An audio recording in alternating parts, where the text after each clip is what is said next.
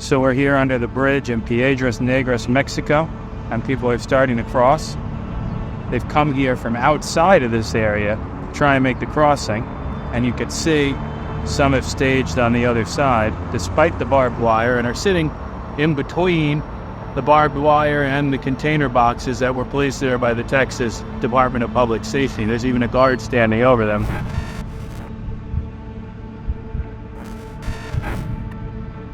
Last week at the Mexican border, I saw the reality of how New Jersey's sanctuary state policies are directly fueling the illegal immigration crisis in our country and exploiting hundreds of thousands of people for cheap labor. Today, we're releasing our comprehensive research report on the staggering size, scope, and costs of this problem across the Garden State. Our findings show that a mind-blowing 894,000 illegal immigrants currently reside in New Jersey. That's roughly 1 in every 10 residents. While the vast majority live in our cities in absolutely deplorable conditions, illegal immigrants are exploited across our state, working long hours for little pay in the shadows. So why do they come here? Well, during my border trip, judges, Border Patrol agents, and Texas state troopers unequivocally stated that our actions here in New Jersey are incentivizing and encouraging people worldwide to break our laws and access the taxpayer-funded benefits we're providing. If need be, we'll be a sanctuary, not just city, but state. In fact, our report has found that the average illegal immigrant in New Jersey secures over $8,000 a year in various benefits, from housing to education and legal services to medical care. This figure pencils out to each legal New Jersey household paying $2,100 per year for the benefits of these illegals.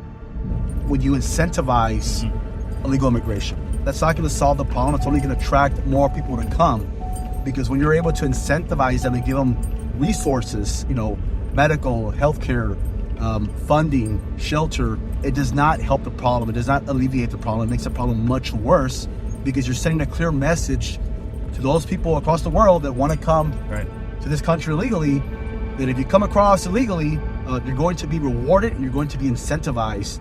Jersey is the 47th smallest state in the country, yet 1 out of roughly every 20 illegal immigrants in the country make their way here, drawn in by the financial benefits we offer. While some view the benefit as aid for the needy, the truth is we're actually fueling a grim journey, often controlled by drug cartels who charge for passage and exploit illegal immigrants. Deserts are crossed, followed by the Rio Grande, which has been identified by the United Nations as the deadliest border crossing in the world. Many of the poorest and most desperate drown every single week. There's nothing humane or safe about a family or a child crossing a dangerous river or a desert in order to seek asylum. And they're doing all this without generally fleeing any kind of real persecution. Most people believe that illegals are coming to the U.S. because of dire situations in their home countries. Yet, only 7% are actually requesting refugee asylum. The rest simply come here because states like New Jersey incentivize them to do so. Normally, we would be processing somebody. We get to that question, do you have a fear of returning to your country? And if they said yes, we could kind of flesh that out a little bit. We could say, well, what are we talking about? And they tell a story, and a lot of the times it had to do with, I can't find a job. There are gangs in my neighborhood, whatever. They're like, well, there are people here who can't find a job. There are gangs here. That doesn't qualify. It needs to be political persecution that you're fleeing. And it was stopped a lot of the time at that level. And most of them would be like, oh, okay. And then we just process them as normal. In 2012, though, the Obama administration said, stop it. If they say yes, that's where it ends.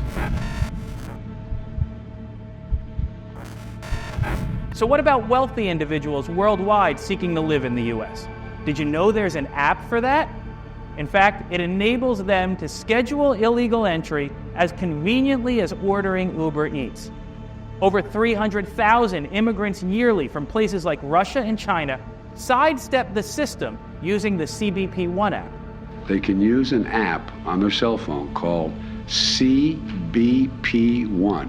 They fly into an airport, get processed, receive a court date years ahead, and then vanish. Now, as a practicing Catholic, one of the most shocking things I found was just how much of a role Catholic Charities plays in the process.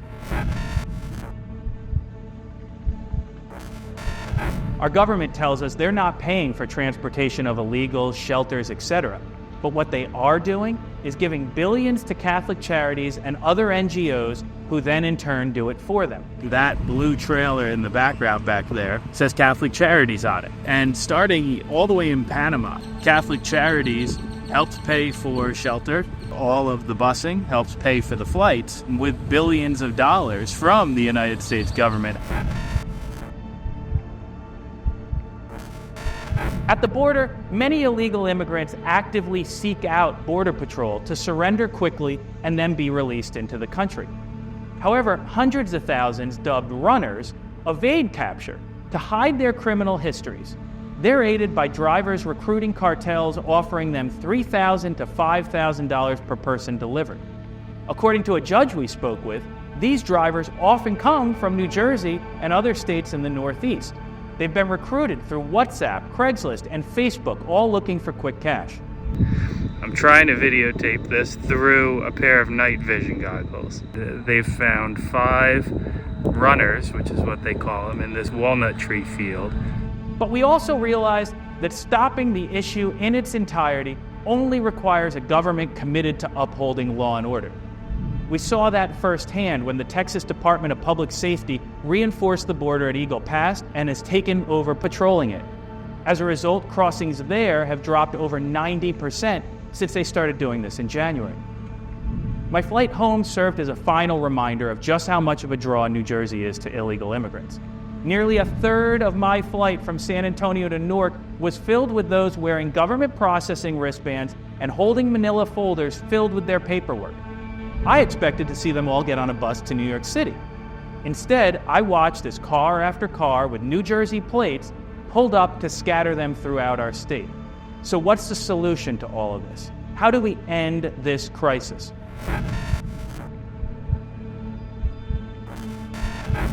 Our report closes with common sense recommendations that will save billions in our budget, reunite families, and stop exploitation in its tracks.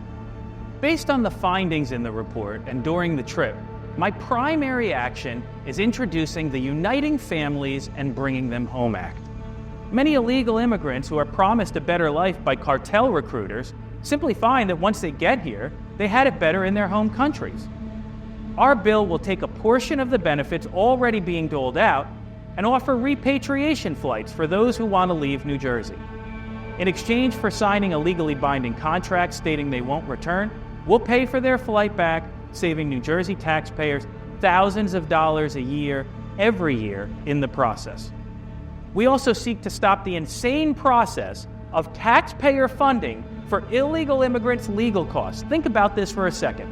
Our legal residents are spending $15 million annually so illegal immigrants can fight our laws and keep themselves from being deported. In what bizarre world does this even make sense? And finally, cooperating with federal immigration authorities is absolutely vital. A total repeal of the New Jersey Attorney General's sanctuary state directives is necessary. We're encouraging passage of the Meyer, Rumpf, and Kanitra legislation that does just that. Please go to my Facebook page, Assemblyman Paul Kanitra, for a direct link to download a copy of the full report on the New Jersey immigration crisis and dig deeper into the facts and figures presented there. Thank you for doing your part, and get right, New Jersey.